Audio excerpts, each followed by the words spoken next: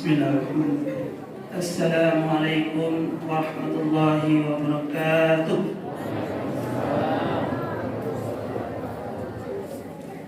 Alhamdulillah. Alhamdulillahilladzi an'amana bi ni'matil iman wal islam. Asyhadu an la ilaha illallah wahdahu la syarika lah wa asyhadu anna Muhammadan abduhu wa rasuluh la nabiyya ba'dahu. Allahumma shalli ala sayyidina Muhammad wa ala ali sayyidina Muhammad. Bapak Ibu jamaah salat Isya yang dimuliakan Allah Subhanahu wa taala. Bersyukur kita kepada Allah atas limpahan rahmat dan karunia-Nya. Alhamdulillah pada malam hari ini kita masih diberi kesempatan untuk melaksanakan salat Isya dan insya Allah melanjutkan dengan salat tarawih. Salam dan salam semoga senantiasa terlimpah curah kepada junjungan alam Nabi besar Muhammad sallallahu alaihi wasallam. Hadirin kaum muslimin rahimakumullah. Selanjutnya untuk tema kultum pada malam hari ini bagi adik-adik yang mau mencatat, yakni esensi puasa. Sebagaimana yang sudah kita ketahui bahwa puasa itu adalah wajib. Sebagaimana firman Allah Subhanahu wa taala, A'udzubillahi minasyaitonir rajim. Ya ayyuhallazina amanu kutiba alaikumus syiyam kama kutiba alal ladzina min qablikum la'allakum tattaqun. Wahai orang-orang yang beriman, diwajibkan atas kamu berpuasa sebagaimana yang telah diwajibkan atas orang-orang sebelum kamu agar kamu bertakwa. Jadi tujuan puasa mengantarkan kita kepada tattaqun, takwa.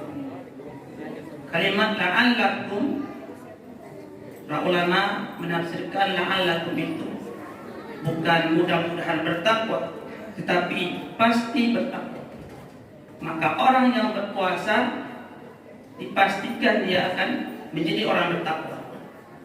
Puasa yang bagaimana? Yang mengantarkan kita menjadi orang yang bertakwa.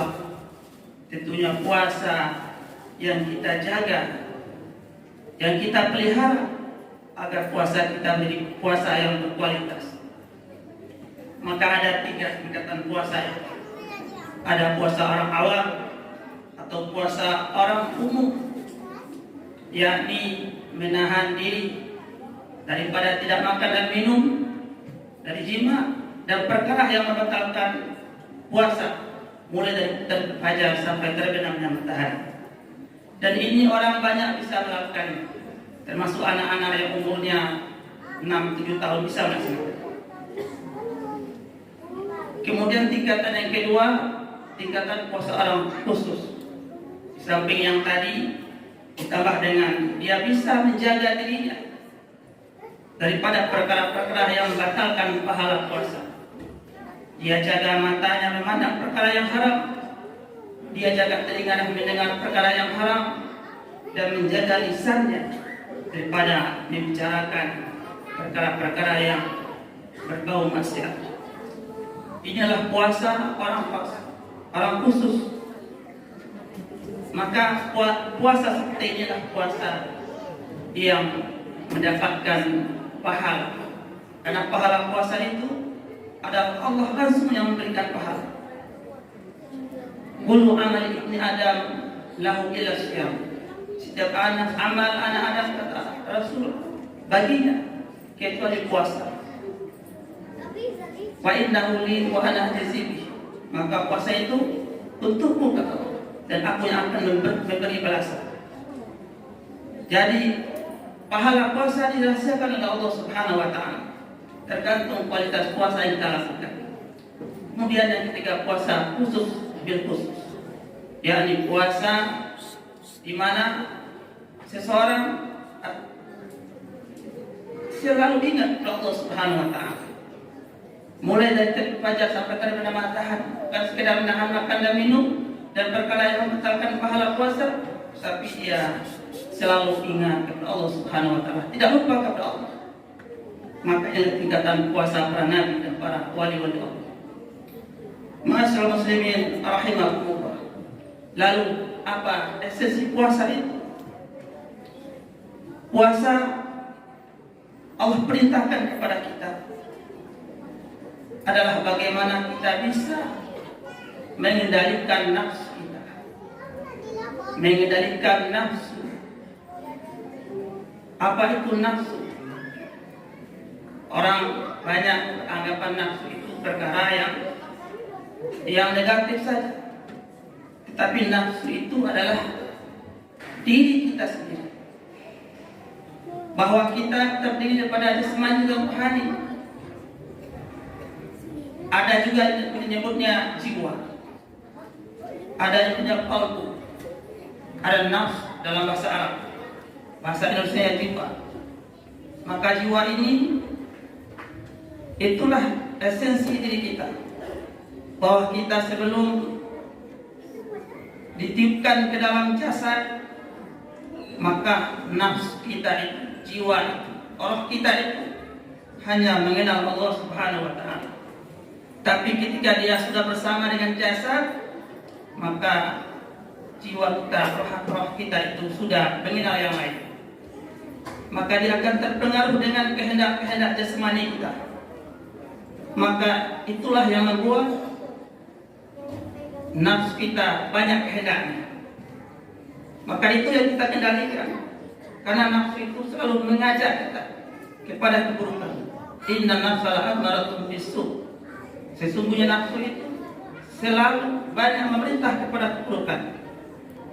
Maka nafsu inilah yang kita latih agar menjadi nafsu yang baik. Maka salah satunya dengan puasa. Karena dengan puasa ini kita pertama menahan tidak makan dan minum. Dan makan dan minum itu adalah perkara yang utama membangkitkan syahwat kita. Orang yang banyak makan, maka dia akan banyak kehendaknya, akan banyak keinginannya. Maka ada disebut dengan hawa nafsu. Hawa itu keinginan, nafsu diri, keinginan diri. Kalau mata itu cenderungnya kemana Bapak Ibu? Kita punya mata, tentu mata ini inginnya melihat yang bagus-bagus, yang indah-indah. Kalau tak dijaga, dia bisa melihat perkara yang dilarang oleh agama. Maka ini kita jaga pandangan mata. Kalau lisan kita, tentu dia ingin makan makanan yang lezat. Maka ketika kita berbuka dari pagi, kita tidak makan dan minum. Tapi karena kita sudah dibolehkan untuk berbuka, maka ada keinginan kita untuk menyantap semua makanan yang ada. Tapi kita dalam berpuasa ini, kita berusaha untuk mengendalikannya. Maka dalam berbuka itu hanya sekedar saja. Jangan sampai kita siang tak menahan makan, lalu malamnya kita makan banyak. Ini akan mengurangi esensi dari puasa kita. Bapak Ibu yang dimuliakan oleh Allah Subhanahu wa taala. Kemudian telinga kita cenderung kepada mendengarkan perkara atau suara yang merdu. Kalau tidak kita jaga, tidak kita pelihara, maka kita bisa mendengarkan perkara yang dilarang oleh agama. Maka esensinya bagaimana kita mengendalikan nafsu kita yang tadinya nafsu berupa amal. Karena semua nafsu kita itu kalau tidak dididik dia, maka dia berada pada tingkatan nafsu amal, nafsu yang cenderung memiliki kebutuhan jasmani, nafsu yang mengajak kita kepada keburukan, yang membawa seorang kepada perbuatan dosa.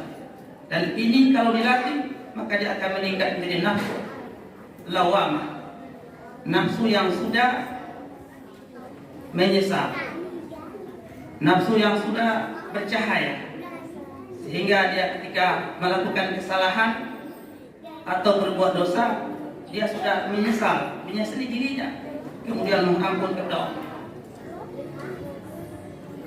Dan ketika ini nafsu terus dilatih, maka nafsu akan meningkat lagi menjadi nafsu mutmainnah, nafsu yang sudah tenang, nafsu yang sudah bercahaya, sehingga dia selalu mengajak kita kepada kebaikan. Sudah tenang hidupnya, apapun yang terjadi, maka dia tidak akan pernah gelisah. Karena nafsu yang sudah tenang, yang sudah mengenal Allah, yang sudah nikmat dalam ibadah. Maka ketika orang yang beribadah namun hatinya masih gelisah, maka itu dia belum berada pada nafsu mutmainnah. Ma'asyiral muslimin rahimakumullah. Demikian sebenarnya esensi puasa yang kita lakukan, bagaimana kita mengendalikan nafsu kita, keinginan-keinginan jiwa yang mendorong kita untuk melakukan keburukan. Maka dengan ibadah puasa ini kita berusaha melatih diri kita, melatih keinginan kita, terutama keinginan-keinginan yang bersifat mendasar, yaitu makan, minum, jima. Kemudian kita juga berusaha mengendalikan diri kita, mengendalikan lidah kita, telinga kita, mata kita, untuk tidak berbuat dosa. Maka puasa orang khusus itulah yang harus kita berusaha laksanakan, agar peningkatan ibadah kita setiap tahun kita melaksanakan puasa, tentunya kita harus tingkatkan nilai kualitas puasa kita itu. Bukan hanya sekedar puasa menahan haus dan lapar, tapi mengendalikan hawa, keinginan nafsu kita. Bapak Ibu yang dimuliakan Allah Subhanahu wa taala, demikian kultum kita yang singkat ini. Mudah-mudahan ada manfaatnya. Terima kasih atas segala perhatian. Mohon maaf atas segala kekurangan. Wassalamualaikum warahmatullahi wabarakatuh.